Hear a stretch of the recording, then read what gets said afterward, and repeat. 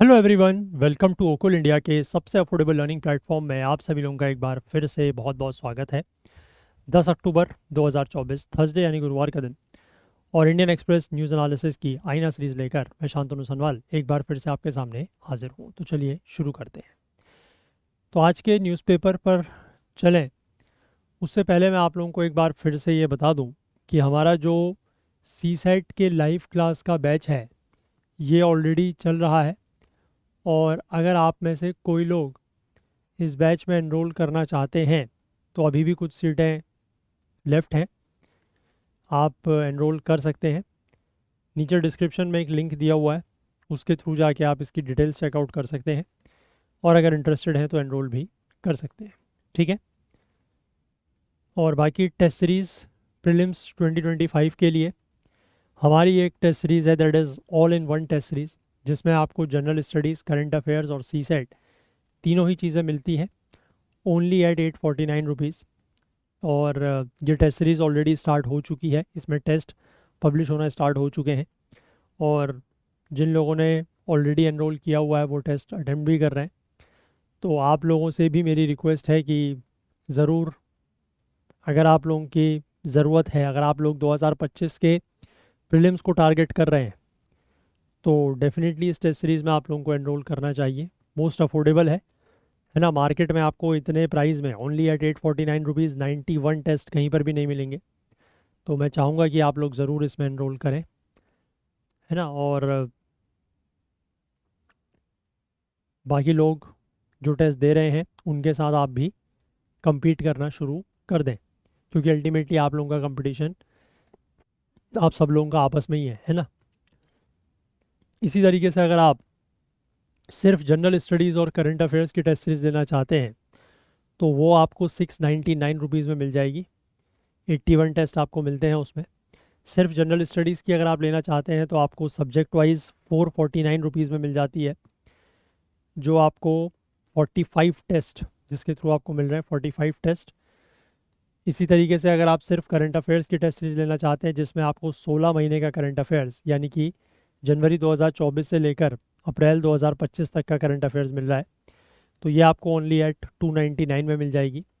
और इसी तरीके से अगर आप सी सेट लेना चाहें, सिर्फ सी सेट के फुल लेंथ टेस्ट लेना चाहें, टोटल 10 टेस्ट आपको यहाँ पर मिलेंगे ओनली एट 249 रुपीज़ में। तो आप इनमें से जिस भी टेस्ट सीरीज़ में इंटरेस्टेड हैं आप इसमें ज़रूर एनरोल कर सकते हैं। ठीक है। सारे के सारे लिंक्स और हमारे वेबसाइट और ऐप पर दिए गए हैं। और कोई भी लिंक अगर आपको नहीं मिलता है या किसी भी चीज़ में एनरोल करने में अगर कोई भी दिक्कत आती है, कोई इशू आता है या आपके मन में कोई भी डाउट है, कोई क्वेरी है, तो यहाँ पर एक नंबर दिया गया है 9150449990, व्हाट्सएप का ये नंबर है। इस नंबर पर आप लोग कांटेक्ट करके ज़रूर हमसे बात कर सकते हैं, आपके डाउट्स भी क्लियर कर दिए जाएंगे और साथ ही साथ आपको कोई लिंक की ज़रूरत होगी तो वो भी आपको प्रोवाइड कर दिया जाएगा। ठीक है। चलिए, और आगे बढ़ने से पहले मैं आप लोगों से एक बार फिर से ये रिक्वेस्ट करना चाहूँगा कि आप में से जो भी लोग इन सेशंस को यूट्यूब पर देखते हैं और आप लोगों को किसी भी तरीके की अगर कोई हेल्प होती है तो मैं आप लोगों से रिक्वेस्ट करूँगा कि प्लीज़ आगे आएँ और कुछ ना कुछ कंट्रीब्यूट करने की कोशिश ज़रूर करें, कि आप लोगों के कंट्रीब्यूशन से ही ये चीज़ें आगे चल पाएंगी और ज़्यादा से ज़्यादा लंबे समय तक ये सेशंस यूट्यूब पर इसी तरीके से चल पाएंगे। बट उसके लिए आप लोगों के कंट्रीब्यूशन की, आप लोगों के साथ की हमें ज़रूरत है। तो आप में से जो भी लोग चाहते हैं, या मैं कहूँगा, मेरे रिक्वेस्ट करूँगा कि सभी लोग कुछ ना कुछ कंट्रीब्यूट करने की कोशिश ज़रूर करें। चलिए, अब हम लोग आज के न्यूज़पेपर पर चलते हैं और आज के जो हमारे आर्टिकल्स हैं वो देखते हैं क्या क्या हैं।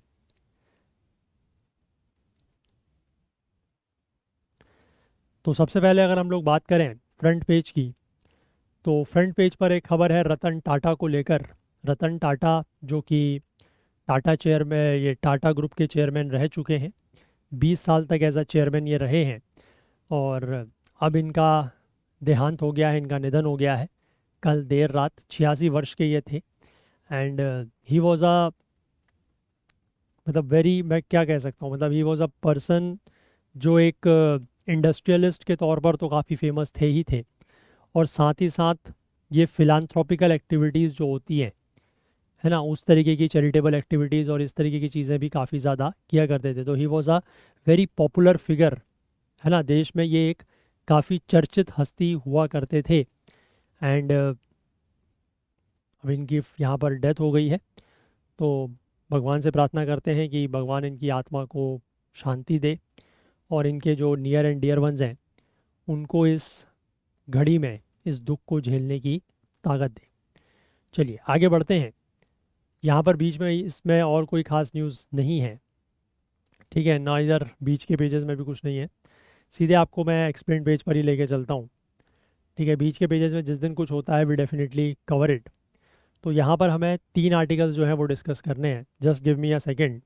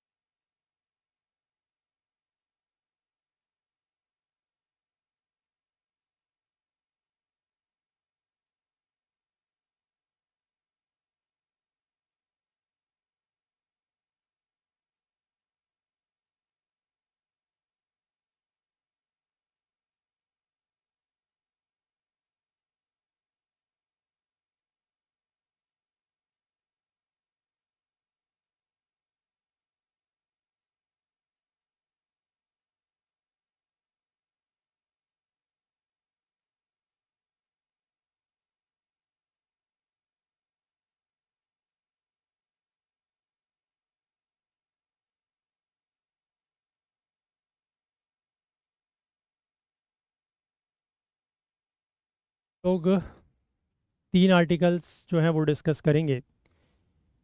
एक तो यहाँ पर सरकार ने फोर्टिफाइड राइस के डिस्ट्रीब्यूशन को एक्सटेंड किया है 2028 तक, उसके बारे में बात करेंगे।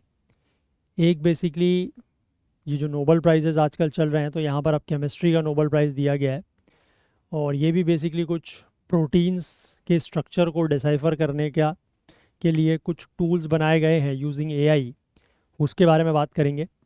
और एक बेसिकली ईवीएम जो होती है इलेक्ट्रॉनिक वोटिंग मशीन, उसकी जो बैटरीज़ हैं उसकी बैटरीज़ के ऊपर सवाल उठाए गए हैं, तो वो देखेंगे कि उसकी बैटरीज़ कैसे काम करती हैं, कैसे चार्ज होती हैं, वो सब चीज़ें। ठीक है, तो बेसिकली ये 3 आर्टिकल हैं जो आज हमें डिस्कस करने हैं, तो एक एक करके इनको देखना शुरू करते हैं। बाकी ऐसा एडिटोरियल और इन पेजेस में कोई ख़ास न्यूज़ नहीं है। वहाँ पर ये जो इलेक्शन के रिज़ल्ट्स आए हैं अभी, इनके ऊपर ही चर्चाएँ चल रही हैं। ठीक है, चलो, तो सबसे पहले ये वाला आर्टिकल देखते हैं। Rice with added nutrients, centre to continue supply until 2028। ठीक है, देखो यूनियन कैबिनेट ने वेडनेसडे यानी कि कल के दिन एक्सटेंड किया है यानी कि बढ़ाया है universal supply of fortified rice. ठीक है, फोर्टिफाइड राइस की सप्लाई को बढ़ाया है in all central government schemes. ठीक है, जितनी भी केंद्रीय सरकार की जो भी स्कीम है, जो भी योजनाएं हैं जिनमें फ्री फूड ग्रेन्स दिया जाता है। ठीक है, अभी आपको पता है ना कि जो एनएफएसए के अंतर्गत जो मतलब ये राशन की दुकानों में जो राशन दिया जाता था उसको लास्ट ईयर आई थिंक सरकार ने, पहले तो वो गरीब कल्याण अन्न योजना के रूप में दिया गया कोविड के दौरान, उसके बाद फिर ये किया गया कि जो राशन की दुकानों में भी दिया जाता था उसको भी फ्री कर दिया गया। तो वहाँ पर वही बोला गया है कि जितनी भी सेंट्रल गवर्नमेंट स्कीम्स हैं, केंद्र सरकार की जो भी योजनाएं हैं, उनके अंतर्गत फोर्टिफाइड राइस की सप्लाई को बढ़ाया गया है दिसंबर 2028 तक। ठीक, अब जो cabinet committee on economic affairs है, इसने अप्रैल 2022 में ये डिसाइड किया था to implement the rice fortification initiative throughout the country in a phased manner by March 2024। तो इस कमेटी ने, cabinet committee on economic affairs ने, अच्छा cabinet committee on economic affairs, चलो आपके लिए यहाँ पर से सवाल आता है एक, कमेंट सेक्शन में बताइएगा कि ये जो cabinet committee on economic affairs है इसके चेयरमैन या चेयरपर्सन और मेंबर्स कौन कौन होते हैं। ठीक है, कौन कौन इसमें शामिल होते हैं ये आप मुझे कमेंट सेक्शन में बताइएगा। इस कमेटी ने अप्रैल 2022 में ये फैसला लिया था कि राइस फोर्टिफिकेशन का जो इनिशिएटिव है, मतलब राइस फोर्टिफिकेशन का जो एक कदम है, जो पहल है, इसको पूरे देश में लागू किया जाएगा और एक साथ नहीं, फेज्ड मैनर में किया जाएगा मार्च 2024 तक। और अब तक ये 3 फेजेस में किया गया है और तीनों फेज जो है वो अभी तक कंप्लीट हो चुके हैं। ठीक है, और ये जो टारगेट था यूनिवर्सल कवरेज का, ये मार्च 2024 में अचीव कर लिया गया है। ठीक है, समझ गए बात यहाँ तक। इसके बाद आगे ये दिया गया है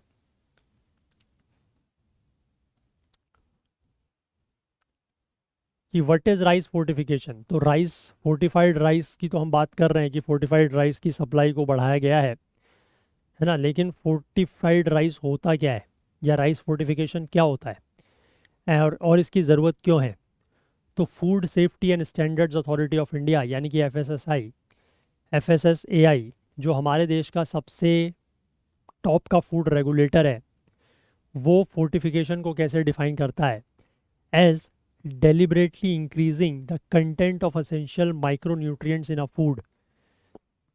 किसी भी खाने की वस्तु में, किसी भी फूड में जो असेंशियल माइक्रोन्यूट्रिएंट्स होते हैं, ठीक है, माइक्रोन्यूट्रिएंट्स मतलब जैसे आयरन हो गया, विटामिन्स हो गए, ठीक है, तो इनकी मात्रा को जानबूझकर बढ़ाना, increasing the content of essential micronutrients in a food, और वो भी कैसे, डेलिबरेटली, मतलब जानबूझ के बढ़ाना, कुछ भी ऐसी तकनीक लगाना कि फूड के अंदर जो माइक्रोन्यूट्रिएंट्स होते हैं उनकी, उसके कंटेंट को बढ़ाना, उसकी मात्रा को बढ़ाना, so as to improve the nutritional quality of food. और ऐसा करने से होगा क्या कि फूड की जो न्यूट्रिशनल क्वालिटी है, कि हम कुछ भी अगर फूड खाते हैं, फूड हम कंज्यूम करते हैं, तो उससे हमें कुछ पोषण मिलता है, कुछ न्यूट्रिशन मिलता है। तो फूड की जो न्यूट्रिशनल क्वालिटी है या जो न्यूट्रिशनल वैल्यू है वो क्या हो जाएगी, बेहतर हो जाएगी। ठीक है, और इससे पब्लिक हेल्थ बेनिफिट मिलेंगे और हेल्थ को रिस्क नहीं होंगे। ठीक है, and there will be minimal risk to health. ठीक है, तो इस तरीके से फोर्टिफिकेशन को डिफाइन किया गया है FSSAI के द्वारा। अब भारत में समस्या क्या है, ये तो फोर्टिफिकेशन क्या होता है अब आप समझ गए। अब ऊपर एक और सवाल था कि वाई इज़ इट नीडेड, कि फोर्टिफिकेशन की ज़रूरत क्यों है। फोर्टिफिकेशन की ज़रूरत इसलिए है क्योंकि भारत में माल न्यूट्रिशन या कुपोषण जो है वो बहुत ज़्यादा है, खासकर महिलाओं और बच्चों में ये बहुत ज़्यादा है। ठीक है, फूड मिनिस्ट्री के अनुसार हर दूसरी महिला, देश की जो हर दूसरी महिला है वो एनीमिक है। एनीमिक मतलब उसके ब्लड में आयरन की कमी है।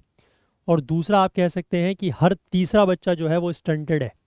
चाइल्ड स्टंटिंग भी एक बहुत बड़ी समस्या है हमारे देश में। स्टंटिंग का मतलब होता है कि बच्चे की अपने उम्र के हिसाब से जितनी हाइट होनी चाहिए उतनी हाइट नहीं है।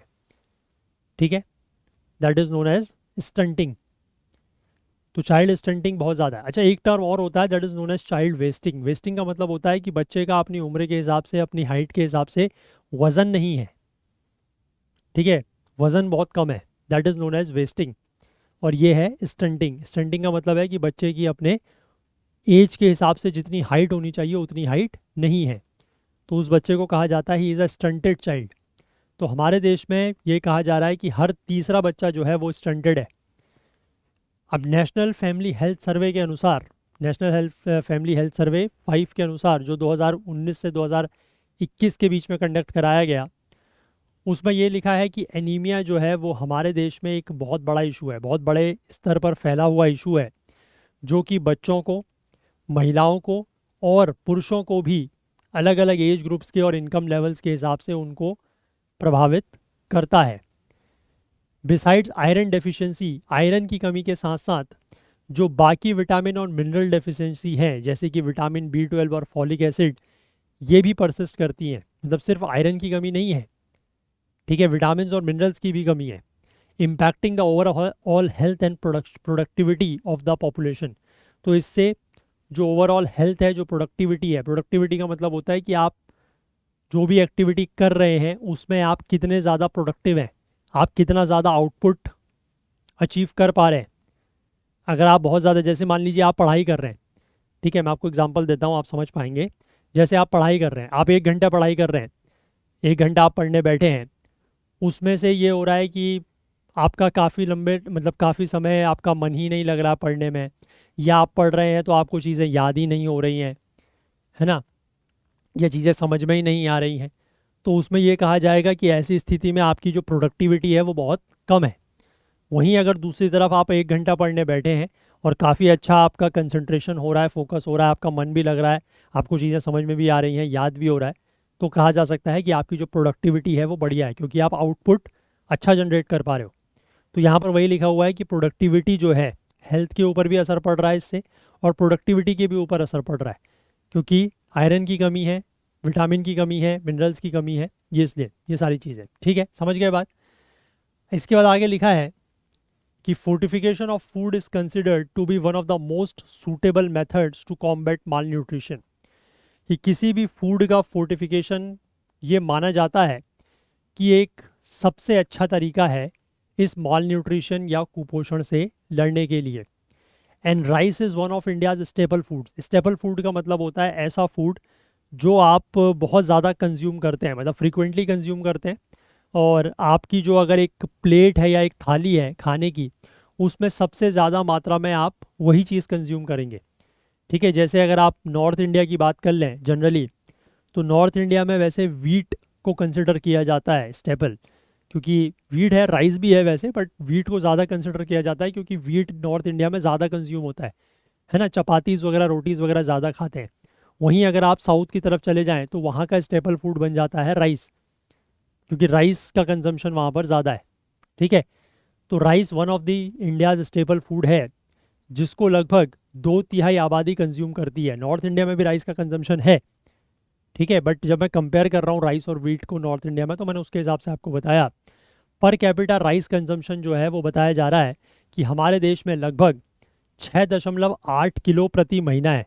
यानी कि एक व्यक्ति जो है वो एक महीने में 6.8 किलो, यानी कि लगभग 7 किलो के आसपास राइस कंज्यूम करता है। ये एवरेज है, ठीक है, कोई कम करे, कोई ज़्यादा करे, कोई 4 किलो करे, कोई 8 किलो करे, 9 किलो करे, तो एवरेज है, ठीक है। अब राइस को फोर्टिफाई अगर किया जाए माइक्रो न्यूट्रिएंट्स के साथ, ये एक ऑप्शन या विकल्प है कि जिससे गरीबों की जो डाइट है उसको सप्लीमेंट किया जा सकता है, ऐसा यहाँ पर लिखा है। अब राइस को कैसे फोर्टिफाई किया जाता है, मतलब इसमें माइक्रो न्यूट्रिएंट्स कैसे ऐड किए जाते हैं, तो वो यहाँ पर प्रोसेस समझाई है। तो इसको लेकर कई सारी टेक्नोलॉजीज़ वैसे होती हैं, जैसे कि कोटिंग, डस्टिंग या एक्सट्रूजन, ये सारी प्रोसेसेस अवेलेबल हैं, टेक्नोलॉजीज़ अवेलेबल हैं, जिससे हम एक जो साधारण चावल होता है, जो रेगुलर राइस होता है, उसमें हम माइक्रो न्यूट्रिएंट्स को ऐड कर सकते हैं। अब जो यहाँ पर सबसे अंत में ये टेक्नोलॉजी मेंशन है, दैट इज़ एक्सट्रूजन। इसमें बेसिकली होता क्या है कि फोर्टिफाइड राइस कैरनल्स प्रोड्यूस किए जाते हैं from a mixture using an extruder machine. अच्छा, fortified rice kernels, rice kernels का मतलब होता है जो चावल के दाने होते हैं, ठीक है, जो चावल के दाने होते हैं उनको कहा जाता है राइस कैरनल्स। तो इस टेक्नोलॉजी के थ्रू, यानी कि जो एक्सट्रूजन की टेक्नोलॉजी है, इसमें बेसिकली क्या करते हैं कि एक मिक्सचर होता है, अभी मैं आपको बताऊंगा आगे प्रोसेस समझाइए पूरी, एक मिक्सचर का यूज़ करके और एक एक्सट्रूडर मशीन होती है उसका यूज़ करके फोर्टिफाइड राइस कैरनल्स जो हैं वो बनाए जाते हैं। और ये माना जाता है कि ये भारत के लिए, अगर ऐसा फोर्टिफाइड राइस बनाना है तो उसके लिए सबसे बढ़िया टेक्नोलॉजी है। अब देखो इसमें क्या करते हैं कि dry rice flour is mixed with a premix of micronutrients and water is added to this mixture. ठीक है, ड्राई राइस फ्लावर मतलब जो नॉर्मल चावल होता है उसको पहले आपने पीस लिया, ठीक है, उसको आपने क्रश कर लिया, ग्राइंड कर लिया, पीस लिया, तो उससे वो आटा बन जाएगा उसका, है ना, फ्लावर बन जाएगा। उसके साथ जो ये माइक्रो न्यूट्रिएंट्स हैं, ठीक है, ये इनका एक प्रीमिक्स होगा। प्रीमिक्स मतलब कि एक मतलब इतने चावल में इतनी इतना मिलाना है, ठीक है, तो उसमें प्रीमिक्स होगा उसका, पहले से एक पैकेट या कुछ इस तरीके का होगा जिसमें आयरन भी है, विटामिन भी हैं, वो सब कुछ है। तो इनको आपस में जो है वो मिलाया जाएगा और इस मिक्सचर में फिर पानी मिलाया जाएगा। तो एक तरीके से ये आप समझ सकते हैं कि जैसे रोटी बनाने के लिए आटे को क्या कहते हैं, वो डो बनाया जाता है ना, उसका आटे को गूंथा जाता है, तो उस तरीके का बन जाएगा ये। उसके बाद इसको एक जो मशीन होती है that is extruder, twin screw extruder, उसके थ्रू पास कराया जाएगा, ठीक है। अब इससे जैसे ही ये इस मशीन के थ्रू पास कराया जाएगा तो इसके थ्रू जो इसके कैरनल्स बनेंगे, जो चावल के जो दाने बनेंगे, that will be similar in shape and size to the rice produced, ठीक है। Kernel similar in shape and size to rice are produce, यानी कि बिल्कुल जो इससे मशीन से जो दाने निकलेंगे वो ऐसे दाने निकलेंगे जो बिल्कुल चावल की तरह ही दिखते होंगे, उनका साइज और शेप बिल्कुल वैसा ही होगा, ठीक है। यहाँ पर यह लिखा भी गया है कि Ministry of Consumer Affairs, Food and Public Distribution की गाइडलाइंस के अनुसार ये जो राइस कैरनल्स हैं they must resemble the normal milled rice as closely as possible, कि ये जो राइस कैरनल्स इस मशीन के थ्रू बन रहे हैं वो बिल्कुल जो नॉर्मल मिल्ड राइस हैं उसकी तरह दिखने चाहिए, जिस हद तक पॉसिबल हो उस हद तक। इसके बाद इन कैरनल्स को सुखाया जाता है, ठंडा किया जाता है और उसके बाद पैकेज करके बेचा जाता है। अब इन कैरनल्स की जो शेल्फ लाइफ है वो लगभग 12 महीने की होती है। और कैरनल्स को फिर मतलब ऐसा नहीं कि सारा का सारा यही वाला चावल खाया जा रहा है, इस चावल को ब्लेंड किया जाता है रेगुलर राइस के साथ, तब जाके फोर्टिफाइड राइस बनता है। कि मतलब थोड़ा सा मात्रा इसकी ले ली और बाकी मात्रा रेगुलर राइस की ले ली और उनको आपस में मिला दिया, तब जाके फोर्टिफाइड राइस बनता है। तो मिनिस्ट्री की गाइडलाइंस के अनुसार 10 ग्राम FRK जो है दैट इज़ फोर्टिफाइड राइस कैरनल्स, इनको ब्लेंड किया जाता है 1 किलो ऑफ रेगुलर राइस के साथ, ठीक है। इतना ही यहाँ पर ब्लेंडिंग हो रही है, बहुत ज़्यादा नहीं है, 10 ग्राम को मिलाया जा रहा है 1 किलो के साथ। अब इसमें यहाँ पर ये लिखा है कि अकॉर्डिंग टू FSSAI नॉर्म्स, हालांकि ये मुझे मुझे इस वैल्यू में थोड़ा सा डाउट है। डाउट इसलिए है क्योंकि 1 किलो चावल में अगर आप 10 ग्राम FRK मिलाओगे तो उससे कितना फ़र्क पड़ेगा, हार्डली हार्डली फ़र्क पड़ेगा कुछ, या एटलीस्ट या तो 100 ग्राम तो कम से कम हो, ठीक है। तो इस वैल्यू को एक बार मैं चेक करूँगा, ये यहाँ पर मुझे लग रहा है कि कुछ गड़बड़ है, ठीक है। आप लोग भी एक बार देखिएगा, अगर कहीं से आपको कुछ मिलता है इन्फॉर्मेशन तो आप कमेंट सेक्शन में ज़रूर पोस्ट करें, ठीक है। इसके बाद लिखा है कि FSSAI के नॉर्म्स के अनुसार 1 किलो फोर्टिफाइड राइस जो है उसमें आयरन होता है लगभग 28 से 42.5 मिलीग्राम, फॉलिक एसिड होता है 75 टू 125 माइक्रोग्राम, और विटामिन B12 होता है 0.75 टू 1.25 माइक्रोग्राम। और राइस को जो है वो जिंक के साथ, मतलब जो बाकी माइक्रो न्यूट्रिएंट्स हैं, जिंक के साथ भी फोर्टिफाइड किया जा सकता है 10 मिलीग्राम से 15 मिलीग्राम के साथ। Vitamin A 500 to 750 milligrams, vitamin B1 1 to 1.5 milligrams, vitamin B2 1.25 to 1.75 milligrams, vitamin B3 12.5 to 20 milligrams and vitamin B6 1.5 to 2.5 milligram. मतलब पर केजी के हिसाब से इन चीज़ों के साथ भी ब्लेंड किया जा सकता है, इन माइक्रो न्यूट्रिएंट्स के साथ भी। अब फोर्टिफाइड राइस को कैसे पकाया जाता है, कैसे खाया जाता है, तो पकाने और खाने में इसमें कोई अंतर नहीं है, ठीक है। कोई अलग तरीका नहीं है। राइस को आप जैसे नॉर्मल राइस को आप लेते हैं, है ना, उसको धोते हैं, क्लीन करते हैं, और उसके बाद जिस भी नॉर्मल तरीके से आप उसको कुक करते हैं वैसे ही कुक करना है, ठीक है। चाहे आप उसको एक क्लोज्ड पैन में कुक करते हो या ओपन पैन में कुक करते हो, वटेवर, वो तरीका बिल्कुल सेम है। अब कुकिंग के बाद फोर्टिफाइड राइस जो है that retains the same physical properties and micronutrient level as it had before cooking. तो पकने के बाद इसके माइक्रोन्यूट्रिएंट्स का लेवल और जो फिजिकल प्रॉपर्टीज़ है, फिजिकल प्रॉपर्टीज़ मतलब दिखने में, है ना, और जो माइक्रोन्यूट्रिएंट्स का लेवल है उसमें पकने के बाद कोई अंतर या कमी नहीं आती है। फोर्टिफाइड राइस को जूट बैग्स में पैक किया जाता है, उसमें एक लोगो बना होता है, +F लिखा होता है, that means it is fortified. और उसमें एक लाइन लिखी होती है कि fortified with iron, folic acid and vitamin B12, मतलब किस किस माइक्रोन्यूट्रिएंट्स के साथ इसको फोर्टिफाई किया गया है वो भी उसमें लिखा जाता है। अब ये फोर्टिफिकेशन का जो इनिशिएटिव था ये अभी तक किस तरीके से चला है, तो 2015 में जो स्वतंत्रता दिवस का भाषण होता है उसमें प्रधानमंत्री ने यह अनाउंस किया था, ये घोषणा की थी कि जो कई सारी सेंट्रल गवर्नमेंट की स्कीम्स हैं, ठीक है, जैसे कि पब्लिक डिस्ट्रीब्यूशन सिस्टम, मतलब जो ये राशन की दुकानों में अनाज बंटता है, या फिर जो मिड डे मील स्कीम्स चलती है स्कूलों में, इन सभी जगहों पर राइस का फोर्टिफिकेशन, जो राइस डिस्ट्रीब्यूट किया जाता है वो फोर्टिफाइड राइस होगा 2024 तक, ऐसा इन्होंने अनाउंस किया था। अप्रैल 2022 में सेंटर ने एक फेज़ वाइज प्लान जो है वो उसको क्लियरेंस दिया ताकि राइस फोर्टिफिकेशन के इनिशिएटिव को इम्प्लीमेंट या लागू किया जा सके। अब इसका जो फेज़ 1 है had already been implemented when the centre's plan was clear. जब तक सेंटर का प्लान क्लियर हुआ 2022 में, तब तक पहला फेज़ जो है वो ऑलरेडी इम्प्लीमेंट किया जा चुका था। और इसमें 2 प्रोग्राम्स जो हैं वो आए थे, that is integrated child development services और दूसरा है PM पोषण, ठीक है। ये दोनों ही जो है वो मार्च 2022 तक कवर हो गए थे। उसके बाद फेज़ 2 में क्या था, इसमें फोर्टिफाइड राइस की जो सप्लाई है उसको एक्सटेंड किया गया PDS तक, है ना, मतलब जो राशन की दुकानें हैं वहाँ तक ये चावल पहुँचा। और बाकी जो है वेलफेयर स्कीम्स हैं उनके अंतर्गत 112 एस्पिरेशनल डिस्ट्रिक्ट, 27 जिला राज्यों के 112 जो एस्पिरेशनल डिस्ट्रिक्ट्स या जो पिछड़े हुए ज़िले थे वहाँ तक ये चावल पहुँचाया गया। और बाकी जो 291 हाई स्टंटिंग बर्डन डिस्ट्रिक्ट्स थी, मतलब ऐसी डिस्ट्रिक्ट जहाँ पर स्टंटिंग का बर्डन या स्टंटिंग बहुत ज़्यादा है, वहाँ तक 2023 में इसको पहुँचाया गया। इसके बाद फेज़ 3 में बाकी जितने राज्य के देश के जितने भी बाकी ज़िले थे उनको भी कवर कर लिया गया मार्च 2024 तक। अब फोर्टिफिकेशन से कितनी कॉस्ट आती है, लगभग 2700 करोड़ पर एनम, यानी कि हर साल 2700 करोड़ रुपए से खर्चा आता है। और सरकार का जितना टोटल फूड सब्सिडी का बिल है, मतलब फूड के ऊपर जितनी सब्सिडी सरकार देती है, खाद्य सब्सिडी, उसका ये 2% से कम है। 2019-20 के फिस्कल ईयर से लेकर 31 मार्च 2024 तक लगभग 406 lakh metric ton fortified rice जो है वो PDS के थ्रू बांटा गया है, ऐसा यहाँ पर सरकारी आंकड़ा बताता है।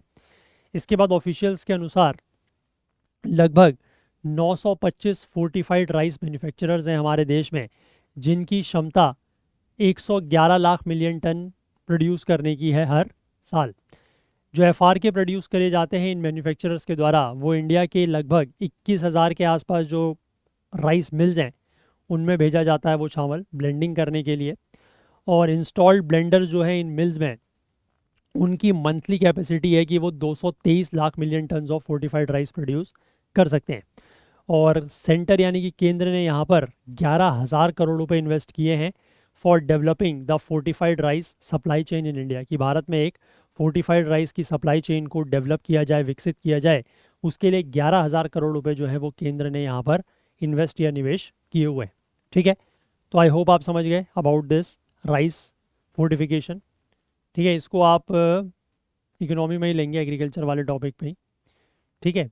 चलिए, इसके बाद हम लोग अगले टॉपिक पर आएंगे, that is deciphering proteins using AI, ठीक है। अब देखो यहाँ पर लिखा है कि प्रोटीन्स के बारे में, कि proteins are some of the most important life sustaining molecules in any living organism. किसी भी लिविंग ऑर्गेनिज्म में सबसे ज़्यादा most important life sustaining molecule, मतलब जिस मॉलिक्यूल से लाइफ सस्टेन करती है, वो क्या होते हैं, दे आर प्रोटीन्स। प्रोटीन जो है वो क्रिटिकल रोल प्ले करते हैं in almost all biological process. जितनी भी बायोलॉजिकल प्रोसेस होती है उनमें प्रोटीन का रोल बहुत क्रिटिकल होता है। और in fact life itself would not be possible in absence of proteins. अगर प्रोटीन नहीं होंगे, अगर प्रोटीन की एब्सेंस होगी तो लाइफ जो है वो पॉसिबल नहीं होगी। This is why these large and complex molecules have been the subject of scientific studies for decades. और इसी वजह से ये जो लार्ज और कॉम्प्लेक्स मॉलिक्यूल्स हैं यानी कि प्रोटीन्स के, इनकी साइंटिफिक स्टडीज़ जो हैं वो कई दशकों तक होती रही हैं। ये जो यहाँ पर रिसर्च हुई है तो over the years has led to the significant breakthrough when it comes to the understanding of structure and functioning of these proteins, and many of which have garnered Nobel prizes। ठीक है, ये जो researches हुई हैं कई सारे सालों के दौरान, है ना, इनसे कुछ ऐसे सिग्निफिकेंट ब्रेक थ्रूज देखने को मिले हैं। जब हम मतलब बात करते हैं प्रोटीन के फंक्शंस और प्रोटीन के स्ट्रक्चर को अंडरस्टैंड करने में, और इस तरीके की कई सारी स्टडीज़ या रिसर्चेस को लेकर नोबल प्राइजेस भी मिले हैं। इस साल का जो नोबल प्राइज़ दिया गया है केमिस्ट्री में, वो भी प्रोटीन के ऊपर जो रिसर्च की गई है उसी के लिए दिया गया है। हालांकि ये थोड़ा सा अलग है, ठीक है, थोड़ा सा जो प्रीवियस अवार्ड्स वगैरह दिए गए हैं उससे अलग है। इस बार के 3 साइंटिस्ट जिनको ये केमिस्ट्री का नोबल प्राइज़ दिया गया है, that is scientist David Baker, Demis Hassabis and John Jumper. ठीक है, इनको ये ऑनर दिया गया है for not for presenting any new insight into the proteins themselves. यानी कि इन्होंने प्रोटीन के बारे में कुछ नई चीज़ नहीं बताई है, बल्कि for developing tools that make it vastly easier and quicker to decipher their structures and make entirely new proteins. तो इन्होंने कुछ ऐसे टूल्स डेवलप किए हैं, और वो भी एआई का यूज़ करके ऐसे टूल्स डेवलप किए हैं जिससे प्रोटीन के स्ट्रक्चर को डिसाइफर करना या प्रोटीन के स्ट्रक्चर को समझना बहुत ज़्यादा आसान और बहुत तेज़ी से हो सकता है। ठीक है, और ये एंटायरली नए प्रोटीन्स भी बना सकते हैं। इस तरीके के टूल्स इन्होंने डेवलप किए हैं। इन्होंने प्रोटीन्स के बारे में कुछ नहीं बताया है, किसी स्पेसिफिक प्रोटीन के बारे में कुछ नहीं बताया है, बट इन्होंने ऐसे टूल्स डेवलप किए हैं कि जिससे आप प्रोटीन के स्ट्रक्चर को समझ सकते हैं बहुत आसानी से और बहुत जल्द, बहुत कम समय में। तो हैसाबिस और जंपर जो हैं, जिन्होंने 1/2 ऑफ द प्राइज़, मतलब अब 3 लोग हैं तो प्राइस किस तरीके से बटेगा, 1/3 नहीं है। एक व्यक्ति हैं जिनको आधा मिला है प्राइस और एक को, बाकी 2 को मिला के हाफ। तो जंपर और हैसाबिस जिनको आधा प्राइज़ मिला है, ये एक आर्टिफिशियल इंटेलिजेंस बेस्ड टूल जिसका नाम है अल्फा फोल्ड, उसके को क्रिएटर्स हैं। यानी कि इन्होंने एक ऐसा एआई बेस्ड टूल बनाया है जिसका नाम है alpha fold, that can predict the structure of a protein with outstanding accuracy. यानी कि ये प्रोटीन के स्ट्रक्चर को प्रेडिक्ट कर सकता है बहुत अच्छी एक्यूरेसी के साथ। इसके बाद जो दूसरे व्यक्ति हैं, मतलब जो तीसरे साइंटिस्ट हैं, दैट इज़ बेकर। इनका नाम क्या है, डेविड बेकर। डेविड बेकर जो हैं ये अदर हाफ के विनर है, मतलब आधा अवार्ड इनके पास है।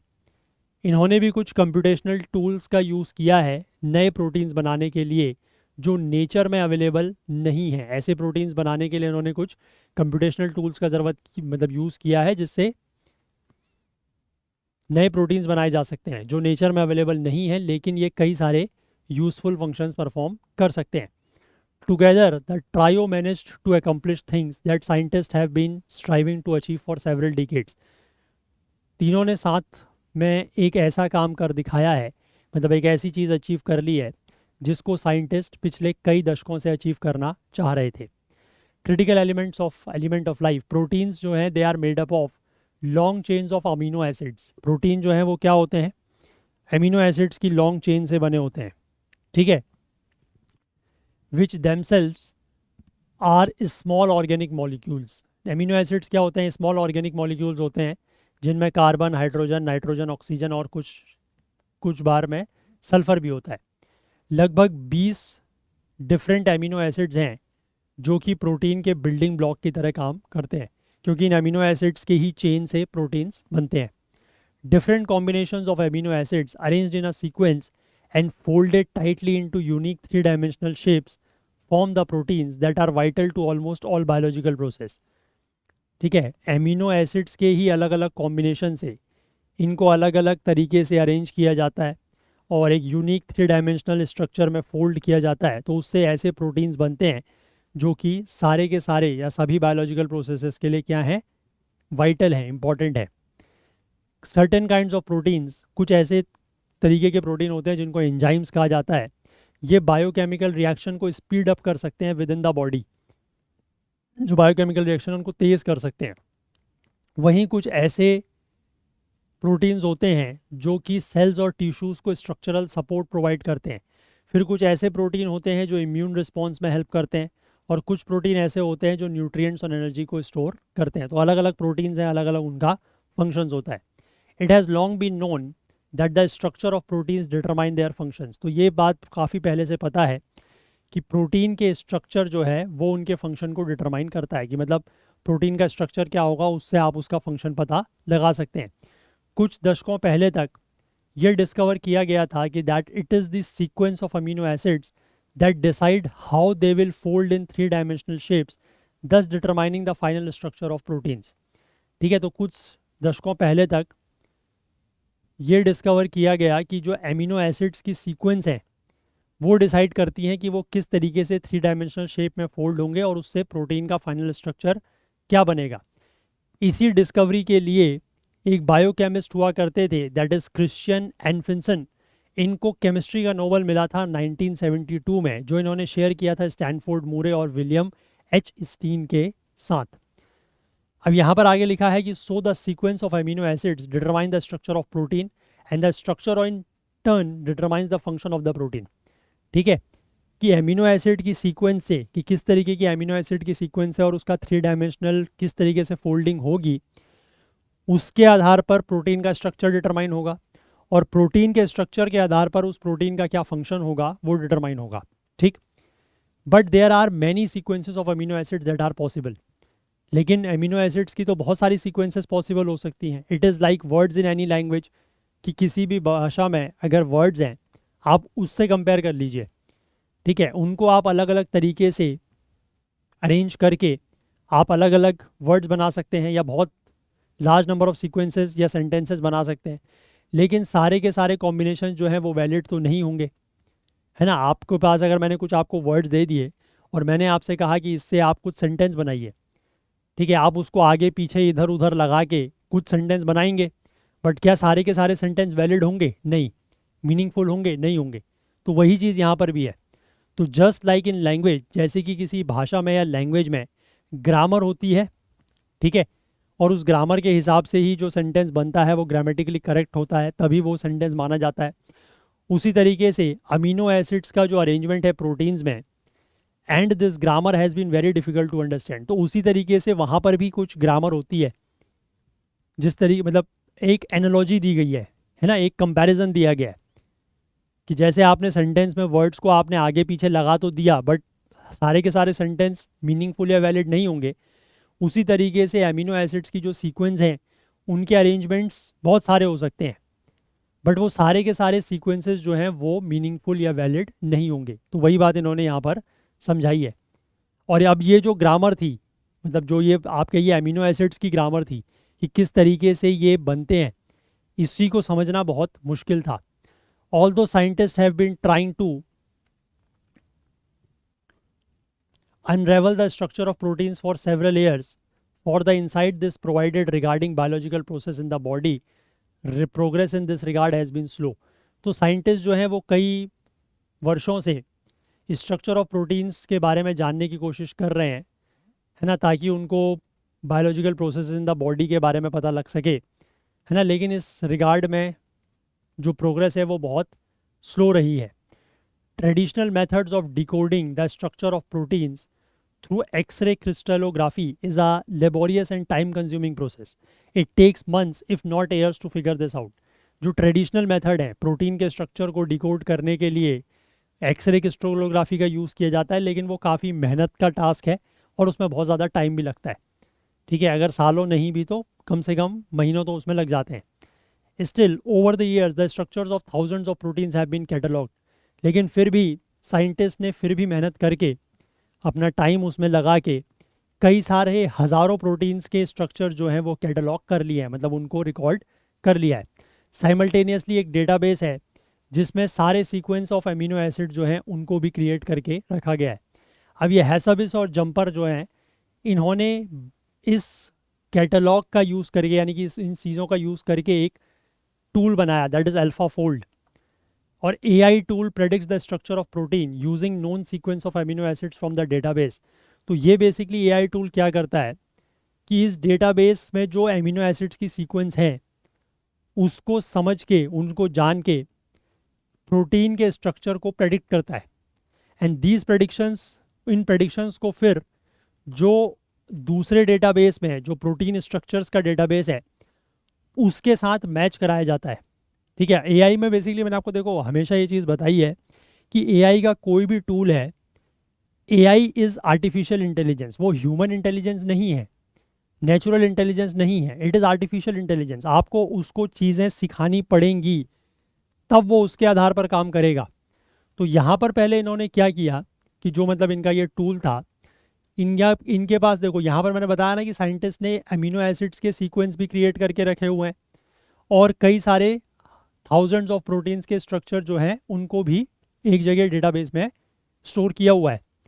तो इन्होंने ये जो टूल बनाया, इन्होंने क्या किया कि पहले ये जो डेटाबेस था अमीनो एसिड्स वाला, उसके सीक्वेंस को समझा, उसमें जो बहुत सारे अमीनो एसिड्स की सीक्वेंस थी उनको समझा, उसके आधार पर ये किसी भी और प्रोटीन के स्ट्रक्चर को प्रेडिक्ट करता है। अब जब इसने किसी प्रोटीन के स्ट्रक्चर को प्रेडिक्ट किया तो उसके बाद प्रोटीन के स्ट्रक्चर का भी एक कैटलॉग, एक डेटाबेस है, तो वहाँ से उसको मैच किया गया। ठीक है, तब जाके ये जो टूल है इस तरीके से धीमे धीमे डेवलप हुआ है। और ट्रेनिंग के साथ साथ ये जो AI टूल है इसमें सफिशिएंट एक्यूरेसी आ गई है कि अब ये प्रोटीन स्ट्रक्चर्स को प्रिडिक्ट कर सकता है। ठीक है, given a particular sequence of amino acids, यानी कि एक particular sequence of amino acids जिसको दे दी जाए तो ये स्ट्रक्चर ऑफ प्रोटीन को एक्यूरेटली प्रेडिक्ट कर सकता है काफ़ी हद तक। Although developed just a few years ago, the tool has already undergone multiple upgrades and today it is being used by a large number of researchers। हालांकि ये tool जो है AlphaFold, ये कुछ सालों पहले ही डेवलप हुआ है, लेकिन इसके कई सारे अपग्रेड्स हो चुके हैं और अभी कई सारे रिसर्चर्स जो हैं वो इसका इस्तेमाल कर रहे हैं। इसके बाद यहाँ पर आगे दिया गया है न्यू प्रोटीन्स। अब जो ये डेविड बेकर हैं, इन्होंने slightly different kinds of computations का यूज़ करते हुए डिज़ाइन किए हैं कुछ completely new synthetic proteins that are not found in nature. ठीक है, सिंथेटिक प्रोटीन्स इन्होंने बनाए हैं। सिंथेटिक का मतलब है जो आर्टिफिशियल हैं, विच आर क्रिएटेड। ठीक है, कंप्लीटली नए सिंथेटिक प्रोटीन्स जो नेचर में नहीं पाए जाते, इन्होंने वो बनाए हैं। The new proteins can perform functions that naturally synthesize proteins are not design to. जो नेचुरली प्रोटीन्स हैं, जो नेचुरल प्रोटीन्स हैं, जो वो फंक्शन नहीं कर सकते, जिनके लिए वो डिज़ाइन नहीं है, वो फंक्शंस ये नए प्रोटीन कर सकते हैं theoretically. For example, a synthetic protein can be design to degrade plastic which are otherwise not biodegradable. आपको पता है कि प्लास्टिक जो है वो डिग्रेडेबल तो है नहीं, लेकिन जो नए प्रोटीन है वो ऐसे बनाए जा सकते हैं कि जिससे वो प्लास्टिक को भी डिग्रेड कर दे। The alternative way of producing synthetic proteins is long process. ठीक है, सिंथेटिक प्रोटीन्स बनाने के लिए और भी प्रक्रियाएं हैं, प्रोसेस हैं, लेकिन वो काफ़ी लंबी हैं।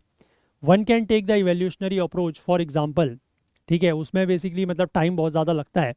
Protein molecules can be allowed to undergo mutations until they acquire the desired characteristics. है ना, आप प्रोटीन के मॉलिक्यूल्स को म्यूटेट कराते रहिए जब तक वो डिजायर्ड करेक्टरिस्टिक्स अचीव ना कर लें, एक्वायर ना कर लें, लेकिन उसमें हंड्रेड्स ऑफ म्यूटेशंस हो सकते हैं और कई साल लग सकते हैं। तो बेकर की जो प्रोसेस है, ये बेसिकली इन्होंने म्यूटेशन वाली जो प्रोसेस बताई है, ये वही इवोल्यूशनरी अप्रोच है कि कोई प्रोटीन है वो म्यूटेट हो रहा है, इवॉल्व हो रहा है। ठीक है, फिर म्यूटेट हो रहा है, फिर इवॉल्व हो रहा है। अब उसके जब तक डिजायर्ड करेक्टरिस्टिक्स आपके पास नहीं आ जाते तब तक उसके म्यूटेशन कराते रहिए। तो हो सकता है कि उसमें हंड्रेड्स और थाउजेंड्स ऑफ म्यूटेशन लग जाएँ, है ना, या कई साल लग जाएँ। तो वो बात है। अब बेकर की जो प्रोसेस है सिंथेटिक प्रोटीन्स प्रोड्यूस करने की, वो बहुत ज़्यादा एफिशिएंट भी है और काफ़ी ज़्यादा इफेक्टिव भी है और टाइम कंज्यूमिंग भी कम है, जल्दी बन जाते हैं। The work of the three scientist has huge implications in drug discovery and in overcoming stubborn diseases that occur due to protein disorders.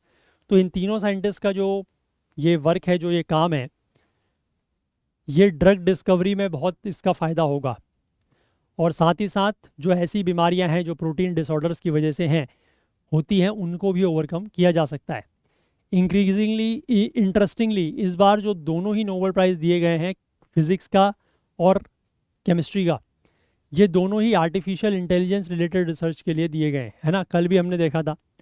और in fact while acknowledging the foundational work in AI that led to the Nobel Prize in Physics this year, the Nobel Committee has listed AlphaFold as one of the examples of the kind of impact that was already evident. ठीक है, तो ये basically acknowledge किया गया कि जो AI में foundational work हुआ था, ठीक है, जिसके लिए नोबेल प्राइज़ दिया गया फिजिक्स में, जो हमने कल बात की थी, आर्टिफिशियल न्यूरल नेटवर्क जो बनाए थे, है ना।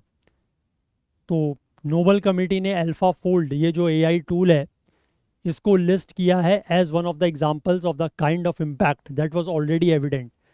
तो as a kind of an impact मतलब एक इस तरीके का इम्पैक्ट या एक ऐसा असर जो मतलब पहले से जिसके बारे में पता था। Chemistry prize has now picked up co creators of AlphaFold for the honour. तो अल्फाफोल्ड के जो को क्रिएटर्स हैं जिन्होंने ये बनाया, तो उनको जो है ये सम्मान दिया गया है। ठीक है, तो आई होप आप बात समझ गए यहाँ पर। और ये जो अल्फाफोल्ड है ये इन्होंने बनाया है, डेमिस हैसाबिस और जॉन एम जंपर ने। ठीक है, डेविड बेकर ने तो वो वाली टूल बनाई है जिससे वो नए प्रोटीन्स बना सकते हैं, सिंथेसिस कर पा रहे हैं नए प्रोटीन्स। ठीक है, समझ गए बात। चलो, ये आप साइंस एंड टेक में लेंगे, इसमें तो कोई दिक्कत नहीं है। इसके बाद हम लोग इस वाले आर्टिकल पर आते हैं कि how EVM batteries work and how they are charged. अब ये ईवीएम का जो जिक्र है वो फिर से हुआ है ना। चुनाव हुए, चुनाव के नतीजे आए, तो ईवीएम के बारे में फिर से चर्चाएं होनी शुरू हो गई।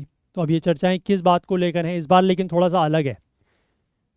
यहाँ पर हुआ क्या है कि कांग्रेस लीडर्स का एक delegation election commission of India यानी कि चुनाव आयोग से मिलता है कल शाम यानी कि वेडनेसडे की इवनिंग, और उनसे मांग करता है कि जो इलेक्ट्रॉनिक वोटिंग मशीन का मैनिपुलेशन हुआ है हरियाणा के चुनावों में, उसका एक थॉरो प्रोब किया जाए, मतलब उसकी एक पूरी तरीके से जांच जो है वो की जाए। A memorandum with complaints from 7 constituencies was submitted to the poll panel, यानी कि इलेक्शन कमीशन को 7 कंस्टिट्यूएंसीज से जो कंप्लेंट्स आई हैं उसका एक मेमोरेंडम सौंपा गया है। The Congress said that there was a discrepancy related to the battery charge in some EVMs. तो कांग्रेस का यहाँ पर यह कहना है कि कुछ गड़बड़ियाँ ईवीएम्स में जो बैटरी का चार्ज होता है ना, जैसे आपके मोबाइल की बैटरी का चार्ज होता है 80% 90%, उस तरीके से उसमें कुछ गड़बड़ी है, उसको लेकर इन्होंने बात कही है। इसमें यह कहा गया है कि some EVMs used for counting were operating at 99% battery capacity. ठीक है, कुछ ईवीएम जिनका काउंटिंग के लिए मतलब जब काउंटिंग में उनको लाया गया तो उसमें 99% बैटरी कैपेसिटी थी, और बाकी जो ईवीएम्स हैं उनमें 60 से 70% बैटरी कैपेसिटी थी। ठीक है, कुछ पोलिंग स्टेशंस में ये चीज़ें देखी गई हैं, ऐसा कांग्रेस के मेमोरेंडम में कहा गया है।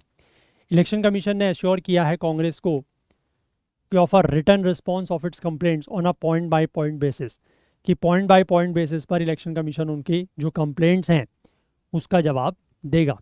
कब देगा वो समय बताएगा। अब ईवीएम की जो बैटरी है वो किस तरीके से काम करती है, तो ईवीएम जो है वो बैटरी से चलता है।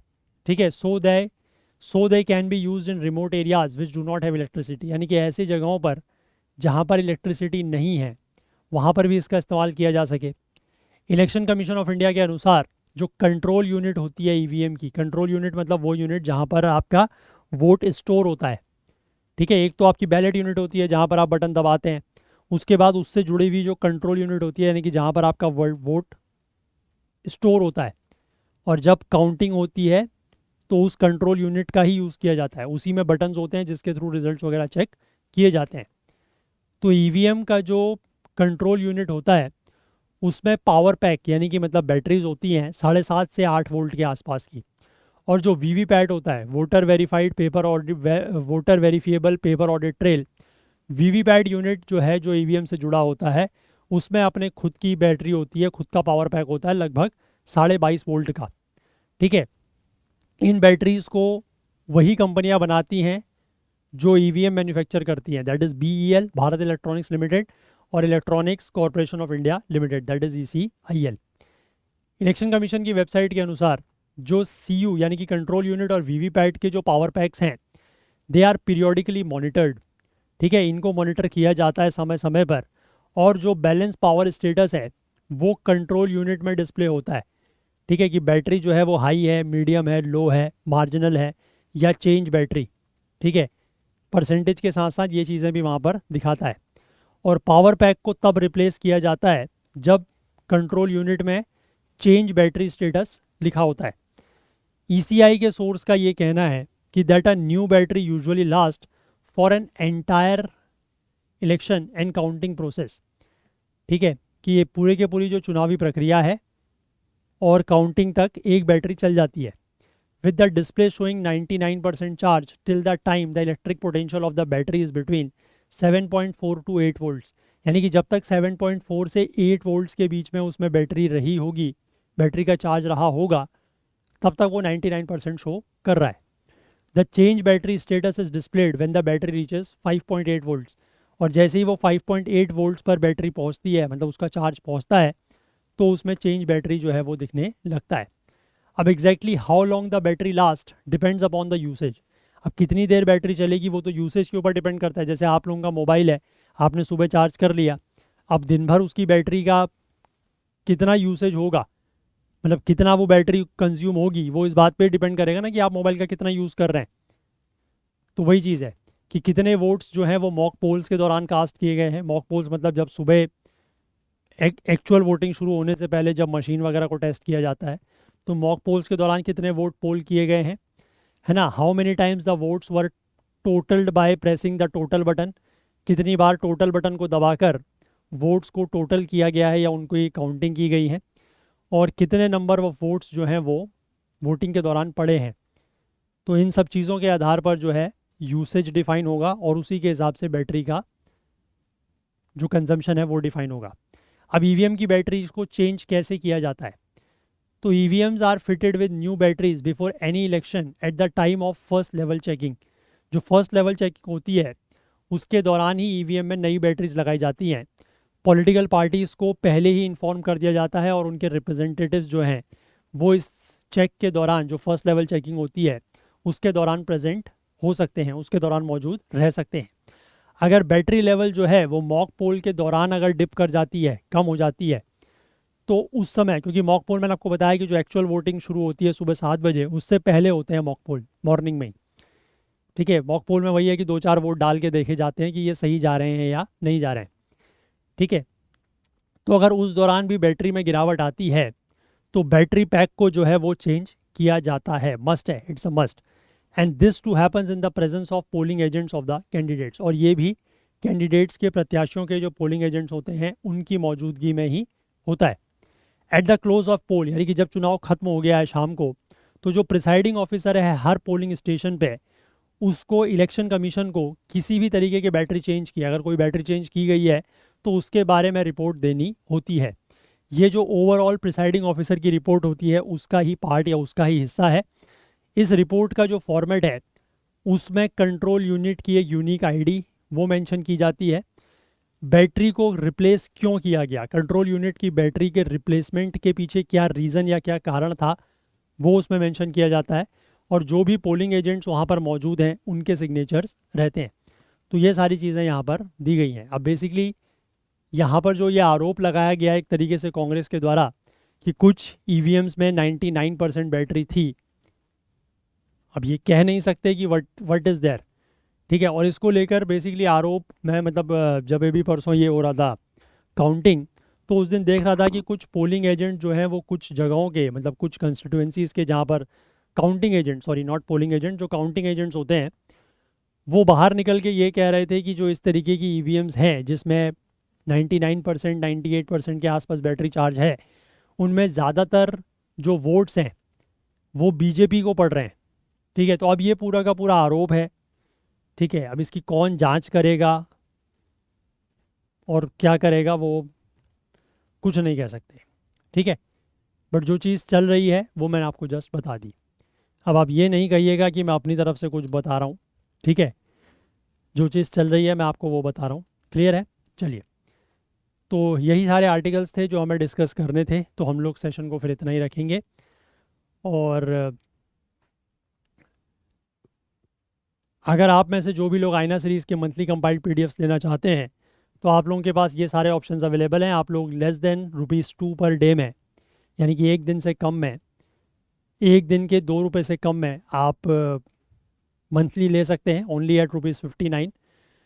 इसी तरीके की जून जुलाई अगस्त की लॉन्च हो चुकी है, सितंबर के ऊपर काम चल रहा है, but it's taking a bit long. अब देखते हैं कितनी जल्दी हो पाता है। इसके बाद अगर आप लोग 16 महीने की PDF लेना चाहते हैं तो ओनली एट 680 में आपको मिल जाएगी। 12 महीने की PDF आपको ओनली एट 510 में मिलती है। एंड सिमिलरली 8 महीने की PDF 345 में और 4 महीने की एट 175। आप जिसमें भी एनरोल करना चाहें कर सकते हैं। साथ ही साथ आप प्ले स्टोर से ऐप को हमारे ज़रूर डाउनलोड करें, और इसके थ्रू आप ने अगर किसी भी वीडियो कोर्स में हमारे एनरोल किया हुआ है तो आप ऐप के थ्रू वीडियोस को डाउनलोड करके ऑफलाइन भी देख सकते हैं। बाकी हमारा आईना सीरीज़ के जो फुल कोर्सेज़ हैं ये हमारे अवेलेबल हैं। अक्टूबर महीने का कोर्स अभी नहीं आया है, बट वी विल ट्राई कि जल्द से जल्द उसको जो है वो पब्लिश कर दिया जाए कोर्स। तो आप में से जो भी लोग इंटरेस्टेड है इन सभी तरीके के कोर्सेज़, मंथली, 3 मंथ, 6 मंथ्स के कोर्सेज़ हैं, जिसमें भी आप इंटरेस्टेड हो वो एनरोल कर सकते हैं। और जाने से पहले मैं एक बार फिर से आप लोगों से रिक्वेस्ट करना चाहूँगा कि प्लीज़ आप लोगों को अगर ये सेशंस हेल्पफुल लगते हैं, किसी भी तरीके से अगर आप लोगों की हेल्प हो रही है, तो प्लीज़ कुछ ना कुछ कंट्रीब्यूट करने की कोशिश अपनी तरफ से ज़रूर करें, और ज़्यादा से ज़्यादा लोग करें। मैं तो यही कहूँगा, ज़्यादा से ज़्यादा लोग इसमें पार्टिसिपेट करें, कंट्रीब्यूट करें, सो दैट कि हमारी भी थोड़ा सा हेल्प होगी, और डेफिनेटली इसका फ़ायदा आप लोगों को भी मिलेगा कि ये सेशंस यूट्यूब पर ज़्यादा लंबे समय तक चल पाएंगे। तो चलिए आज के लिए इतना ही, और अगर सेशन पसंद आया हो तो लाइक ज़रूर करें, ज़्यादा से ज़्यादा शेयर करने की कोशिश करें। अपने कोई भी डाउट्स हैं, कोई क्वेरीज़ हैं या कुछ सवाल आपसे पूछे जाते हैं तो कमेंट सेक्शन में ज़रूर बताएं। कोई आपका सजेशन फीडबैक हो वो भी आप ज़रूर बता सकते हैं। चैनल को आपने सब्सक्राइब नहीं किया है तो प्लीज़ ज़रूर करें, अपने फ्रेंड्स वगैरह से भी करवाएं, और बेल आइकन प्रेस करना ना भूलें ताकि वीडियोस की नोटिफिकेशन आपको ऑन टाइम मिल सकें। और साथ ही साथ अपना प्यार, अपना सहयोग जो है वो हमारे साथ बनाए रखें। हाईलाइटेड आर्टिकल्स आपको करंट अफेयर्स ओकुल टेलीग्राम चैनल पर मिल जाते हैं, जिसका लिंक नीचे डिस्क्रिप्शन में दिया हुआ है, या फिर आप इसको करंट अफेयर्स ओकुल सर्च करके भी ज्वाइन कर सकते हैं, या इस QR कोड को स्कैन करके भी ज्वाइन कर सकते हैं। तो चलिए आज के लिए इतना ही रखते हैं, बाकी कल को फिर से मिलेंगे इंडियन एक्सप्रेस न्यूज़ एनालिसिस की आईना सीरीज़ के साथ। तब तक के लिए अपना बहुत बहुत ध्यान रखें। Please do take care of yourself. Thank you, have a nice day, bye bye.